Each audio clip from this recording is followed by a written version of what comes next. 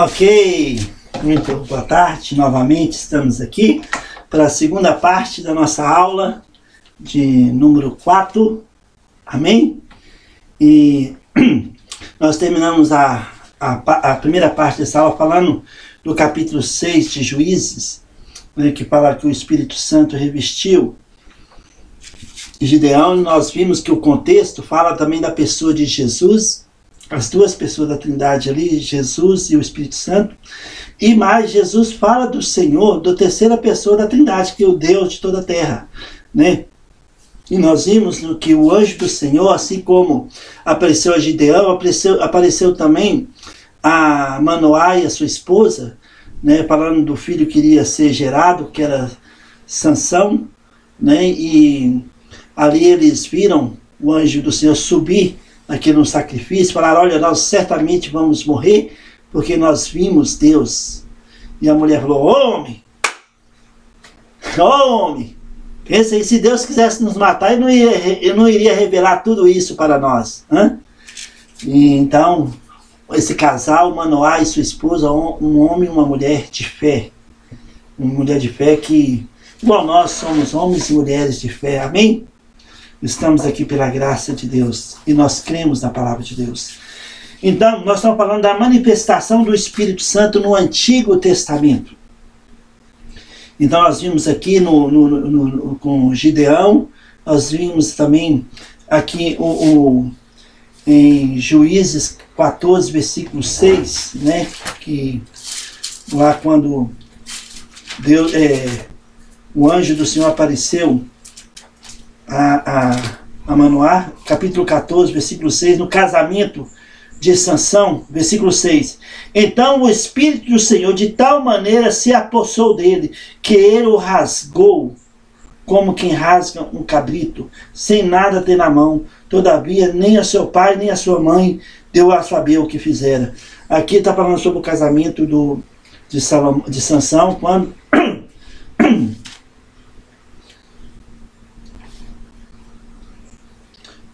um dos filisteus estava ali manipulando a mulher para descobrir qual era o segredo de Sansão, e Sansão prevaleceu porque o Espírito Santo estava sobre ele. Amém?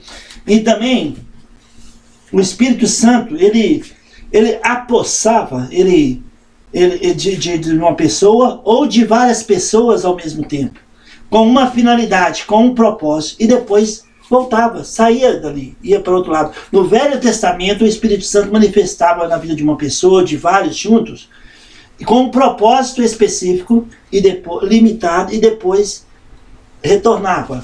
Diferentemente de nós no Novo Testamento, que fomos nascidos de novo, selados pelo Espírito Santo. Amém? Por exemplo, em Números capítulo 11, abre a sua Bíblia comigo em Números capítulo 11. Números capítulo 11, terceiro livro da Torá hebraica, né, os 5 primeiros livros da Bíblia, o Pentateuco, né, aliás, Números é o 4º livro, né? Gênesis, Êxodo, Levítico, Números, Deuteronômio. 5 primeiros livros da Bíblia forma a Torá hebraica, o Pentateuco, é o livro da lei, né? Então, em Números, 4º livro da Bíblia, capítulo 11, olha como o Espírito Santo agia. Ele estava sobre Moisés, ele saiu de Moisés e desceu sobre 70 anciãos. Olha lá comigo, capítulo 11 de Números, versículo 25, 26, 29 e 30. Olha lá, vamos ver o 24. Saiu, pois, Moisés e referiu o povo as palavras do Senhor. E ajuntou 70 homens dos anciãos do povo, e os pôs ao redor da tenda. Então o Senhor desceu na nuvem, ele falou, e tirando do Espírito que estava sobre ele, sobre Moisés, e pôs sobre aqueles 70 anciãos. Quando o Espírito repousou sobre eles, profetizaram, e mais, profetizaram, mas depois nunca mais. Versículo 25. Versículo 26. Porém, no arraial ficaram 2 homens. Um se chamava Eudade e o outro Medade. Repousou sobre eles o Espírito, porquanto estavam entre os inscritos e ainda não saíram da tenda e profetizaram no arraial. Versículo 29. Porém Moisés lhe disse: tens tu ciúmes por mim? Tomara todo o povo do Senhor fosse profeta, que o Senhor lhes desse o seu Espírito. Olha, então Deus veio, tirou o Espírito Santo saiu de Moisés e entrou em 70 anciãos. E eles profetizaram durante um tempo, saíram dos 70 e entraram em 2. O Espírito Santo saiu dos 70, perdão, um português mais claro, né? O Espírito Santo saiu dos 70 e entrou nos 2. E eles continuaram profetizando. Então, no Velho Testamento, o Espírito Santo não selava as pessoas. Ele vinha com um propósito, para a organização do povo, para a edificação do povo de Israel. Então ele estava sobre Moisés, depois sobre os 70, depois sobre 2. Olha como o Espírito Santo se manifestava no Velho Testamento. Ele saiu de Moisés, repousou sobre os 70, depois saiu dos 70 e repousou sobre 2. O Espírito Santo dando suporte à liderança de Moisés. Lembra que isso era no Velho Testamento. Nós estamos falando do Velho Testamento, amém? No Velho Testamento. Hoje o Espírito Santo sela todo o que é nascido de novo. Todos nós somos selados pelo Espírito Santo. Na inspiração e revelação. Inspiração do Espírito. O Espírito de Deus se apoderou dos profetas, concedendo-lhes a mensagem divina e a capacidade de profetizar.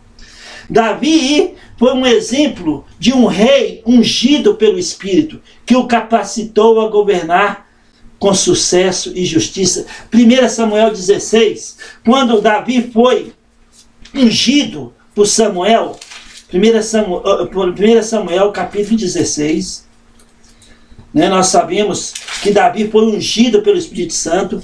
Né, primeiro, Deus disse para Samuel: vai na casa, né, vai na casa, de Jessé, vai na casa de Jessé, dos seus filhos, vai ungir um rei de Israel. E Samuel foi o profeta. E ele foi jantar com a família de Jessé. E ele começou a passar todos os filhos de Jessé diante de Samuel.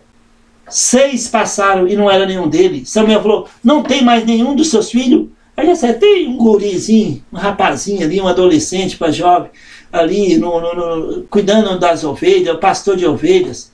Aí Samuel: chama ele, porque nenhum de nós sentará à mesa até que ele chegue. E Jessé mandou chamar Davi.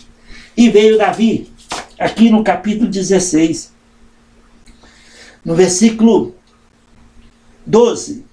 Então mandou chamá-lo e fê-lo entrar.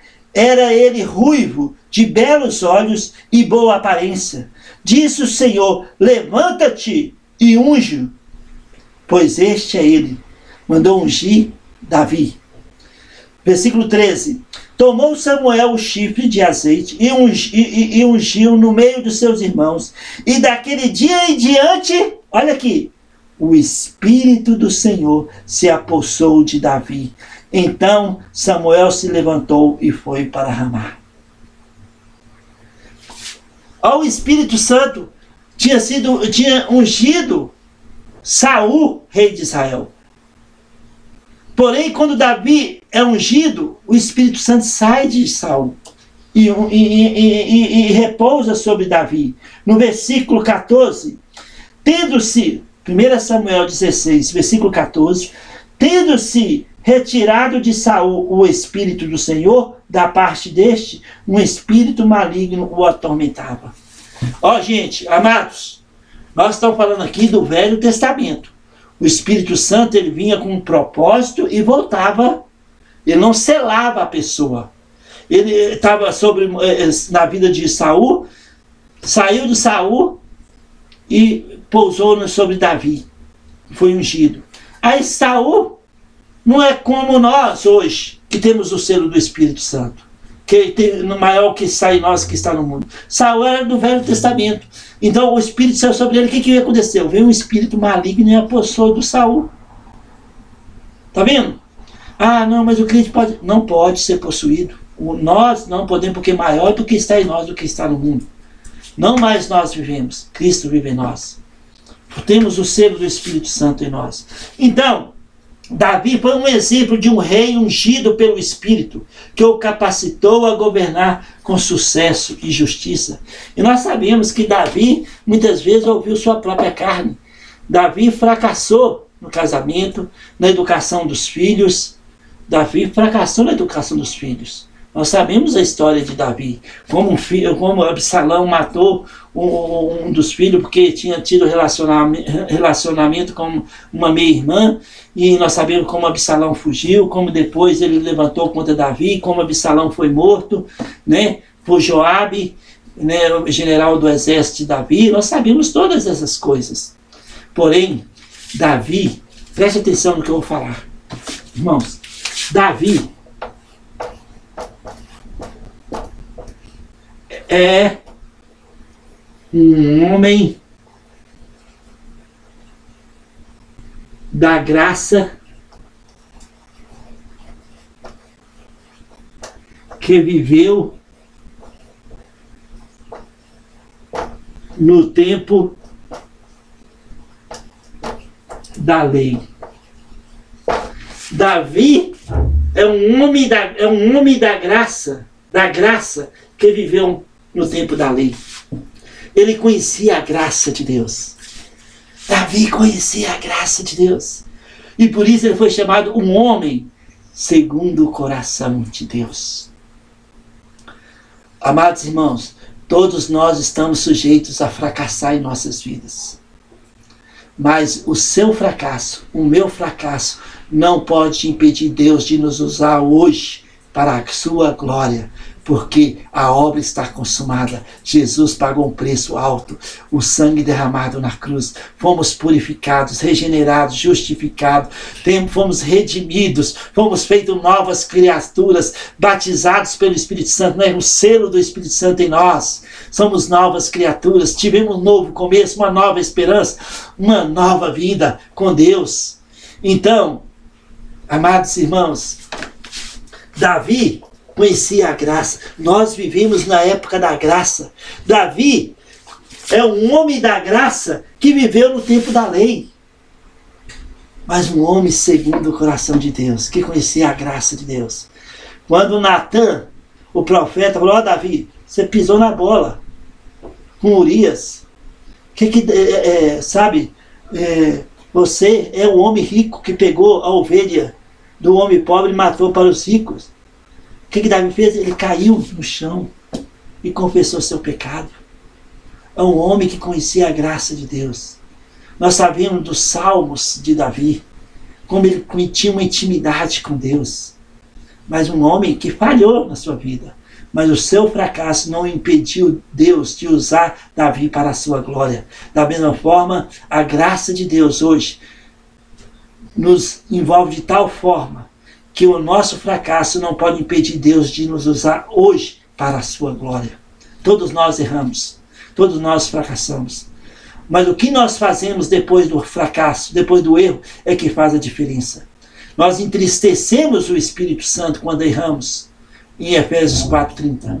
Mas nós devemos confessar nossos pecados, sacudir a poeira, levantar e correr a corrida da fé, como se nunca tivéssemos errado nas nossas vidas.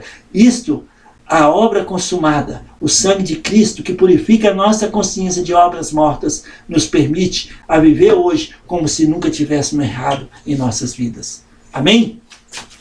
Então, Davi é um homem da graça que viveu no tempo da lei.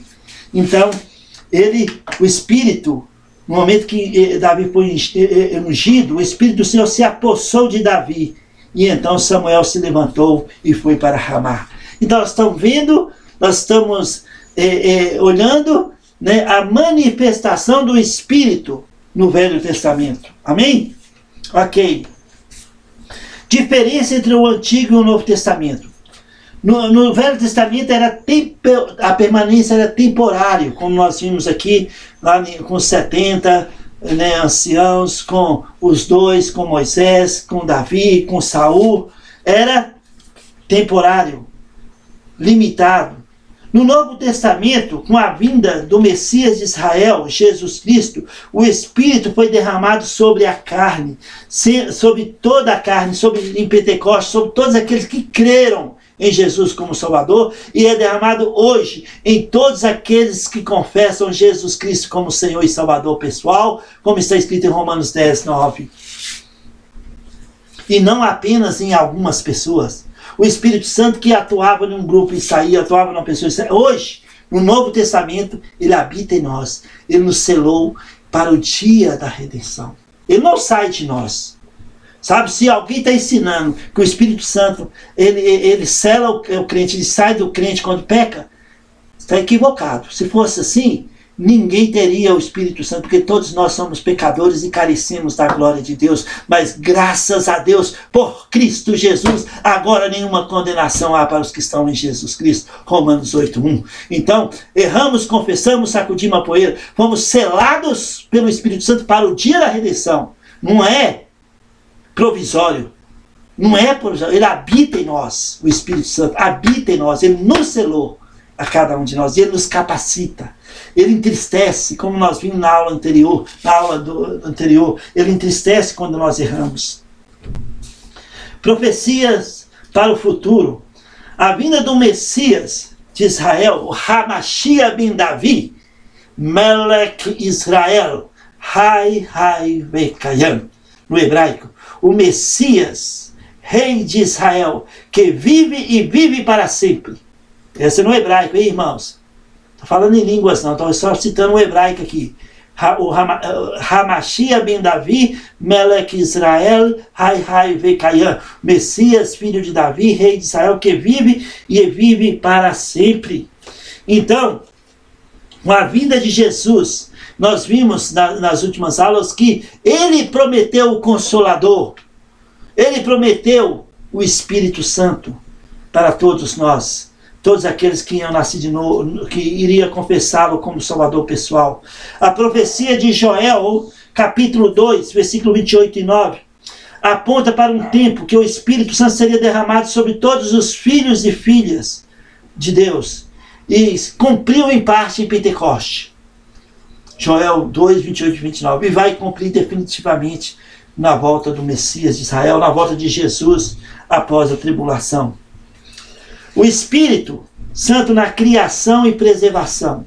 É interessante para nós vermos sobre isso, porque o Espírito Santo esteve ativamente envolvido, tanto na criação da vida e da ordem do mundo, quanto na contínua preservação e sustento da criação. E sabe, isso é um dever do ser humano, de preservar a criação que Deus os fez, e o Espírito Santo estava ali atuando. Essa participação do Espírito na criação envolve trazer a beleza, a harmonia, o propósito, enquanto a preservação é estendida como uma resposta de gratidão e um compromisso moral de cuidar e proteger a obra divina para futuras gerações. Então o Espírito Santo estava atuando na criação. Elohim, façamos. Estava falando ali de mais de uma pessoa. O Pai, o Filho e o Espírito Santo atuaram ativamente na criação.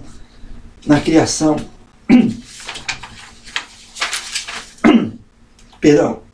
O papel do Espírito Santo na criação. Vamos falar um pouquinho sobre isso. A atuação na ordem e na harmonia. O Espírito Santo é visto como o agente que trouxe a ordem, a beleza e a criação, pairando sobre as águas e estabelecendo uma maravilha de sabedoria e diversidade. Haja luz. E viu Deus que isso era bom. E quando criou o homem, e viu Deus que isso era muito bom. O Espírito Santo, fonte de vida, a criação da vida na terra. é atribuída ao Espírito Santo, que a concede e a sustenta, sendo fundamental para a existência dos seres vivos. Deus como Criador, a ação do Espírito é um testemunho da qualidade da obra divina, onde tudo que Deus fez é bom e belo, conforme a narrativa de Gênesis, capítulo 1. O Espírito nos profetas e líderes de Israel, nós já falamos um pouquinho sobre isso. O Espírito do Senhor capacitava e inspirava os profetas e líderes de Israel de forma temporária e específica, como nós vimos em Números capítulo 11, quando ele saiu de Moisés e repousou sobre 70 anciãos, saiu dos 70 anciãos e repousou sobre 2 que profetizavam. O Espírito Santo é dado aos líderes para ajudar Moisés a carregar todo o fardo. Em Miqueias, capítulo 3, Miqueias, capítulo 3, olha lá comigo, abre sua Bíblia comigo em Miqueias. Miqueias, capítulo 3, o profeta declara que o Espírito lhe dá poder para condenar os pecados. Miqueias, capítulo 3, Daniel, Oséias, Joel, Amós. Miqueias 3. Miqueias capítulo 3, versículo 8. Está escrito, Miqueias falando: eu, porém, estou cheio do poder do Espírito do Senhor, cheio de juízo e de força, para declarar a Jacó a sua transgressão e a Israel o seu pecado. Uau! Hã? Então, o profeta declara que o Espírito lhe dava poder para condenar os pecados. Essa manifestação era uma unção para cumprir um propósito de Deus, seja para liderar, como com os juízes liderando, como para profetizar Moisés, e podia ser retirada, como no caso de Saul. Nós vimos aqui em 1 Samuel capítulo 16. Então, amados irmãos, o Espírito Santo teve uma atuação ativa no Velho Testamento, agindo o tempo todo na vida de pessoas com um propósito específico. A aliança. O Espírito Santo ele estabeleceu uma antiga aliança, um pacto com Israel, que envolve as leis e rituais para a adoração a Deus. Nós sabemos que Deus fez vários pactos com Israel. Mas os 3 principais pactos é o pacto, Deus desmanchar aqui, perdão. Os 3 principais pactos, alguém sabe quais são os 3 principais pactos que Deus fez com Israel? 2 com Israel, não, 2 com Abraão e 1 com Davi. Quem sabe aí quais são os 3 pactos? Deus fez 2 com Abraão e 1 com Davi. Esses são os 3 principais pactos que Deus fez no Velho Testamento. Tem outros pactos. Tem o pacto noético, tem o pacto adâmico, tem esses 3 pactos que eu ainda não falei, vou falar. E tem um novo pacto lá com Ezequiel, que nós temos. Somos abençoados através do novo pacto pelo sangue de Jesus. Mas os 3 principais pactos feitos no Velho Testamento é o pacto número 1, abraânico. O pacto abraânico, Gênesis capítulo 12, versículo 1 a 3. Gênesis capítulo 12, versículo 1 a 3, está escrito, pacto abraâmico. Gênesis capítulo 12, vamos lá, 1 a 3, está escrito, olha lá. Ora, disse o Senhor a Abraão: sai da tua terra, da tua parentela e da casa de teu pai, e vai para a terra que eu te mostrarei. De ti farei uma grande nação, e te abençoarei, te engrandecerei o nome, sê tu uma bênção. Abençoarei os que te abençoarem, e amaldiçoarei os que te amaldiçoarem. Em ti serão benditas todas as famílias da terra. Olha, uma nação, um descendente, todas as famílias da terra abençoadas no descendente de Abraão. O pacto abraâmico. E quem te abençoar será abençoado. Israel é a nação. Êxodo, capítulo 1, foi Israel no exílio, no Egito, se tornou uma grande nação.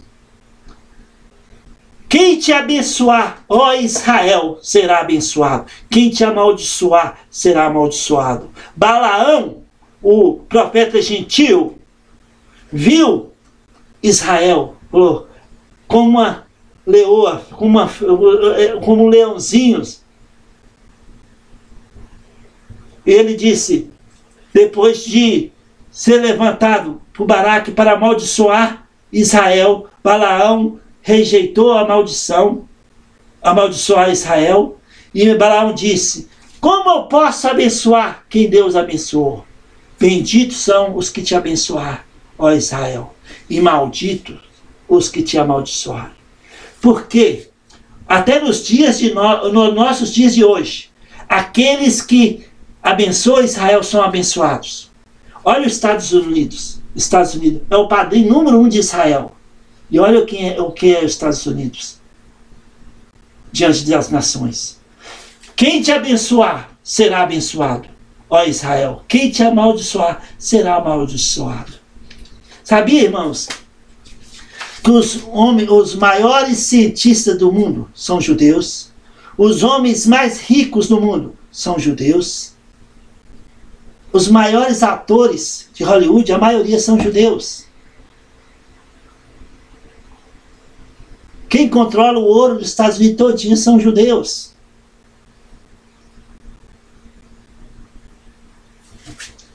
Benditos que te abençoar, ó Israel. Malditos que te amaldiçoarem. Então, por isso Salmo 122 fala que prosperam aqueles que oram pela paz de Jerusalém.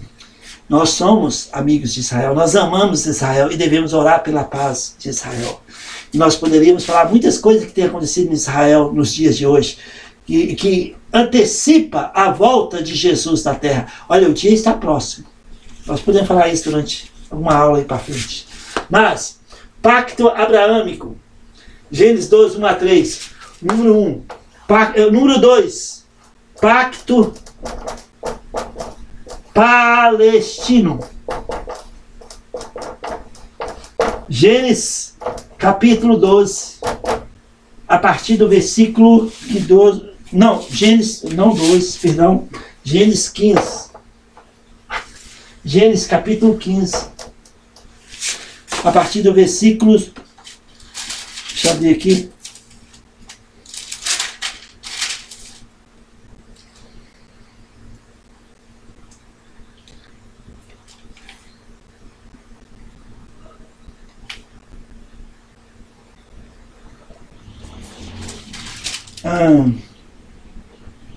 no Gênesis 15 é a confirmação do pacto. Gênesis 12, né? 12.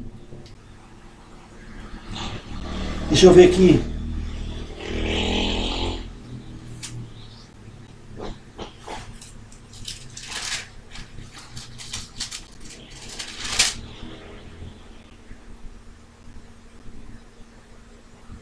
Gênesis capítulo 15, a partir de versículo 12, né? O pacto que Deus fez com Abraão. No versículo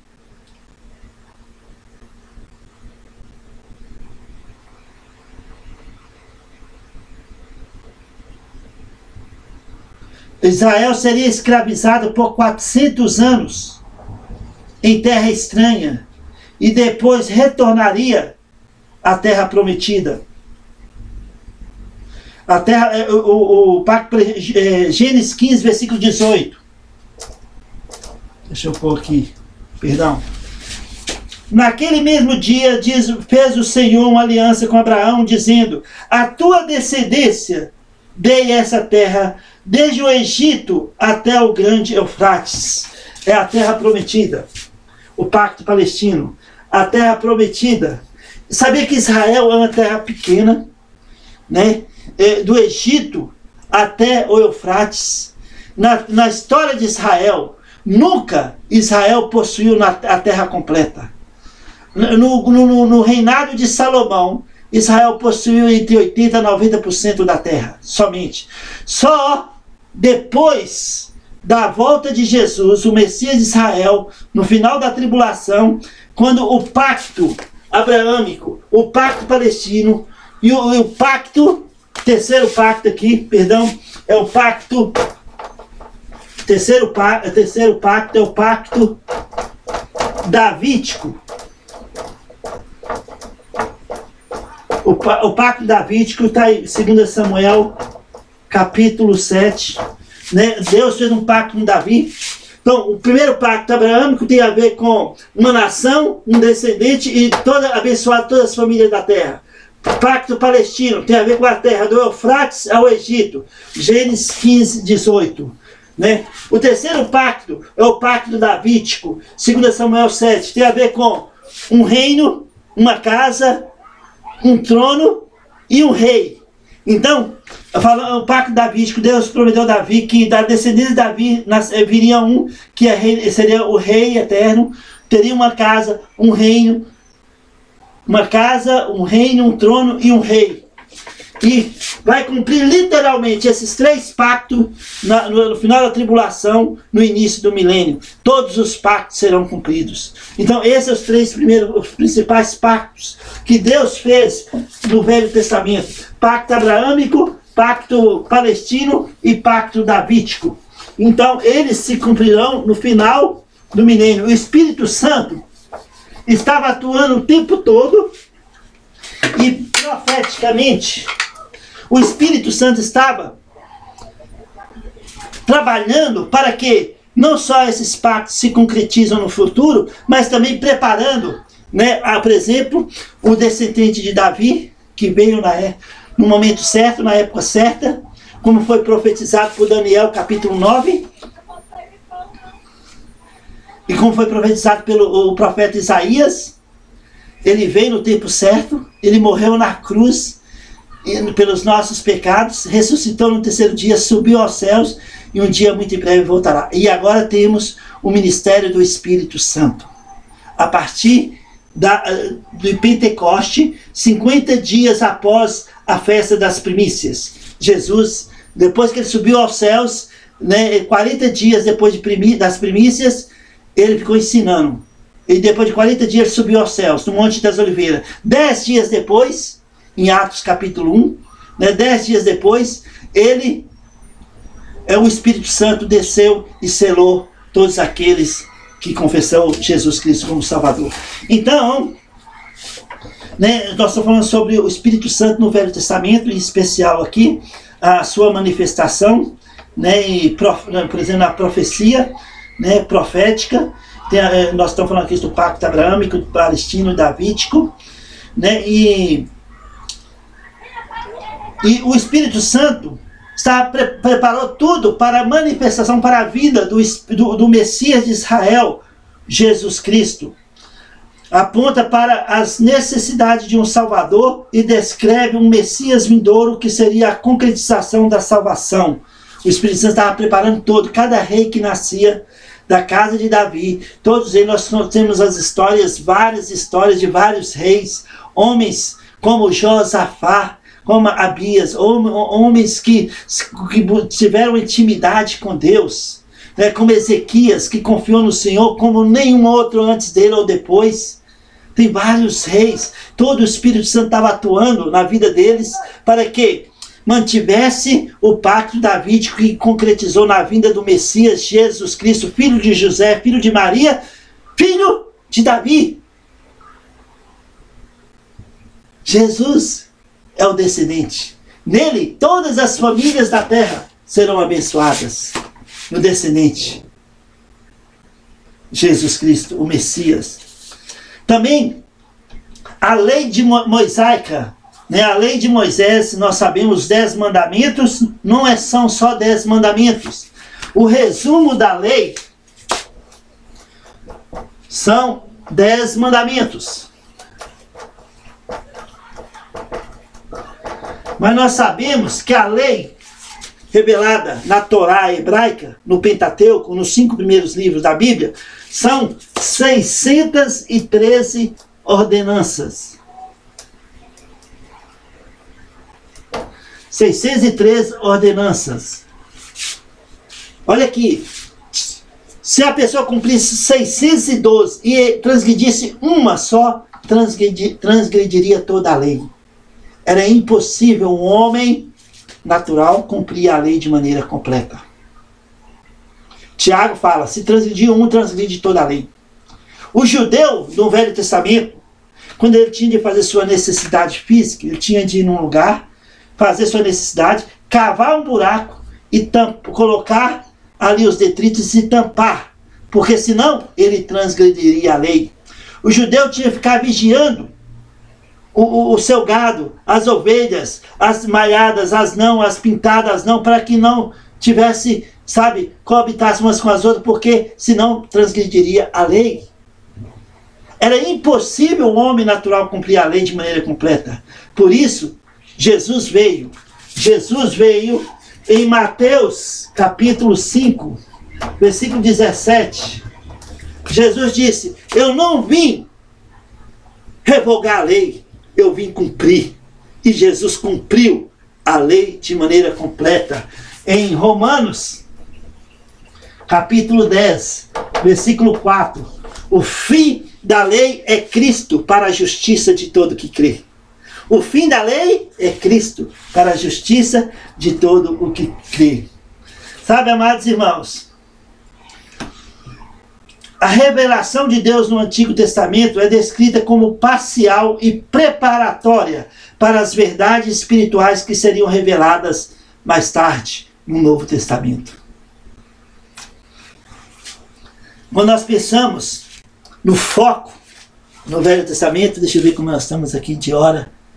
Tá bom? Ainda falta ainda uns minutos, 23 minutos, né? No Antigo Testamento, a vida terrena de Jesus, aqui no Novo Testamento, perdão, no Novo Testamento, a vida terrena de Jesus, seus ensinamentos, morte e ressurreição, que revela o Messias prometido, no capítulo 2, 25 a 32, né? Nós aqui em Lucas, capítulos, vai lá comigo, Lucas capítulo 2, Evangelho de Lucas capítulo 2, versículos 25 a 32, nós vemos aqui o cântico de Simeão, né? Eu vou ler aqui para os irmãos. Havia em Jerusalém um homem chamado Simeão, homem este justo e piedoso, que esperava a consolação de Israel, e o Espírito Santo estava sobre ele. Revelara-lhe o Espírito Santo que não passaria pela morte antes de ver o Cristo do Senhor. Movido pelo Espírito, foi ao templo, e quando os pais trouxeram o menino Jesus para fazerem com ele o que a lei ordenava, Simeão o tomou nos braços e louvou a Deus, dizendo, agora, Senhor, pode despedir em paz o teu servo, segundo a tua palavra, porque os meus olhos já viram a tua salvação, a qual preparaste diante de todos os povos, luz para a revelação aos gentios e para a glória de seu povo Israel. Então, o Espírito Santo, aqui já no Novo Testamento, estava sobre Simeão, um homem idoso. E o Espírito Santo revelou a Simeão que ele não ia morrer antes de ver-se o Messias de Israel, o ungido do Senhor. E quando José e Maria levaram Jesus ao templo, o Espírito Santo moveu Gideão a ir ao templo. Já um idoso, movido pelo Espírito Santo, foi e dá esse testemunho maravilhoso. Agora, Senhor, pode despedir teu servo, porque meus olhos viram o Messias de Israel, o ungido. Maravilhoso, né? No Novo Testamento. Então, a vida de Jesus, irmãos, pensa aqui comigo. Deixa eu apagar aqui. A vida de Jesus o seu ministério, os milagres que Jesus fez, tudo o que ele fez, né? Tudo que Jesus fez, ressuscitando mortos, andando por sobre as águas, né? Curando, restaurando visão aos cegos, restaurando a saúde de muitos, curando leprosos, todos os milagres de Jesus se tornaram uma credencial para a sua morte. Jesus, ele não veio para fazer milagres, mas fez. Porque tornou a credencial para a sua morte. Foi ao morrer na cruz que Jesus revelou como o Cordeiro de Deus que tira o pecado do mundo. Foi ao morrer na cruz que Jesus levou sobre si todos os pecados da humanidade. 1 João 2,2. Então foi na cruz onde a obra foi consumada. Então, né, em João 10, Jesus, ele não foi vítima dos judeus. Jesus não foi vítima de Roma. Jesus não foi vítima de Satanás. Jesus morreu porque quis. Ele gritou na cruz: está consumado. E inclinando a cabeça, rendeu o espírito. Isso prova que ele não foi vítima de Roma, nem dos judeus, nem de Satanás. Ele morreu porque quis. Em no Evangelho de João, capítulo 10, João 10, versículo 17 e 18, Jesus falou o seguinte, vou ler para os irmãos aqui. João capítulo 10, versículo 17 e 18. Jesus disse: por isso o Pai me ama, porque eu dou a minha vida para reassumir. Ninguém, nem judeus, nem Satanás, nem Roma, ninguém a tira de mim. Pelo contrário, eu espontaneamente a dou. Tenho autoridade para entregar e também para reavê-la. Este mandato recebi do meu Pai. Jesus disse: eu espontaneamente dou a minha vida em resgate do pecado. João 12, 27. No Evangelho de João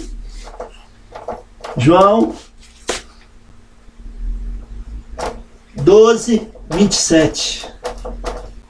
Jesus disse, eu vou ler para os irmãos. João 12, 27.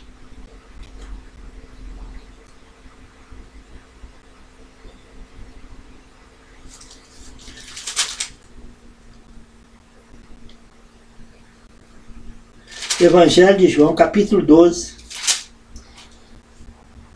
27, isso. Agora está angustiada a minha alma. E que direi eu? Pai, salva-me dessa hora? Mas, precisamente com este propósito, vim para esta hora. Jesus disse, com este propósito, eu nasci para essa hora, para morrer na cruz. No versículo 33 ele disse, no versículo 31 em diante: chegou o momento de ser julgado este mundo, e agora o seu príncipe será expulso. E eu, quando for levantado da terra, atrairei todos a mim mesmo. Isso dizia, significando de que gênero de morte estava para morrer. Olha, com este propósito, Jesus disse, com este propósito eu vim para esta hora. Ninguém tira a minha vida, eu voluntariamente a dou. Então todos os milagres de Jesus, tudo o que Jesus fez naqueles 3 anos de ministério, tornaram uma credencial para a morte de Jesus. Foi ao ser levantado na cruz que ele se manifestou como o Cordeiro de Deus, que pagou um alto preço pelos pecados de toda a humanidade. 1 João 2,2, quando ele derramou o seu sangue precioso uma única vez por toda a eternidade. Por você, meu irmão, por você, minha irmã, por mim, por nós. Hoje nós somos a família de Deus, lavados pelo sangue de Cristo, remidos de todos os nossos pecados. Amém? Aliança apresenta o Espírito Santo agindo o tempo todo.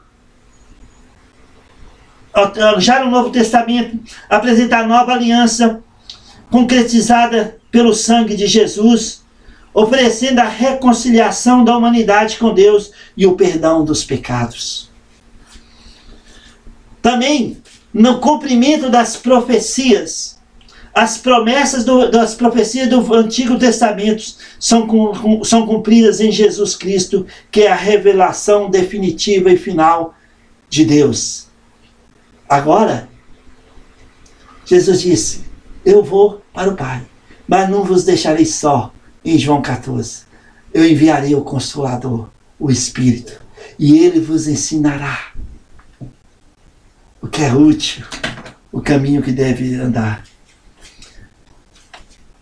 Nós agora temos a graça de Deus e podemos andar de fé em fé.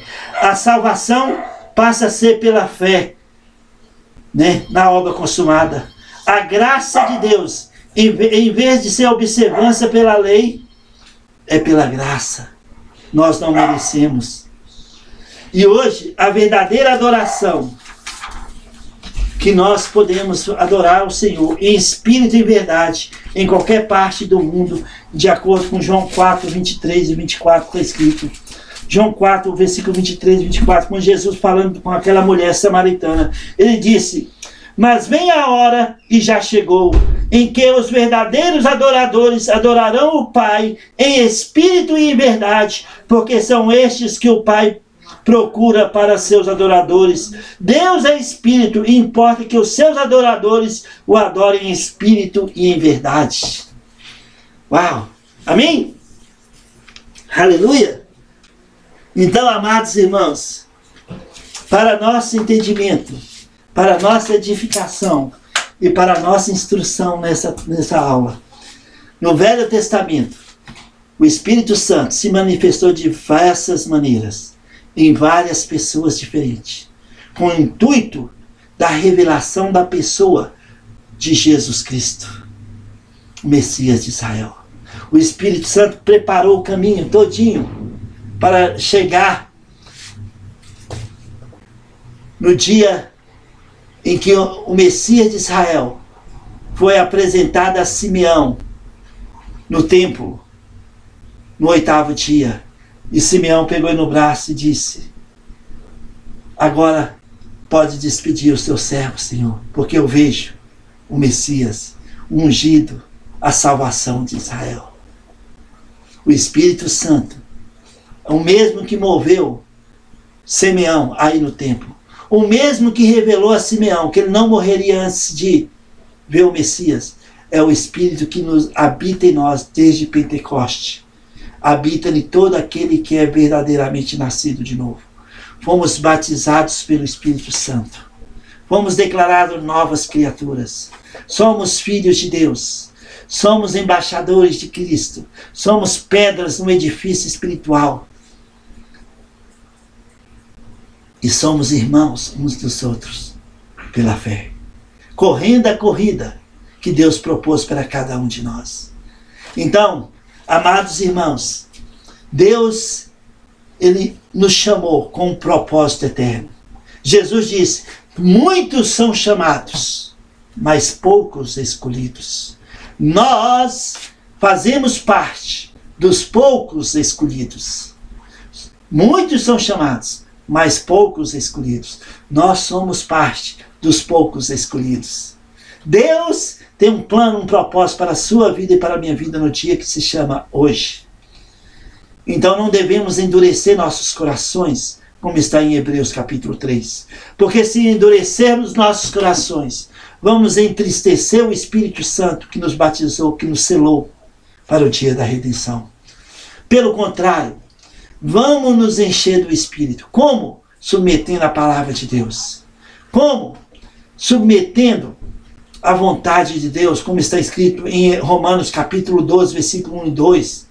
Para que nós possamos experimentar qual seja a boa, perfeita e agradável vontade de Deus em nossas vidas. Que o Espírito Santo possa derramar em nossas vidas, nos capacitando, nos orientando, nos transformando de dentro para fora, para que nós possamos ser uma bênção nas mãos do nosso Deus, do nosso Pai. Então sigamos em frente, de cabeça erguida, porque Deus tem um plano para as nossas vidas no dia que se chama hoje.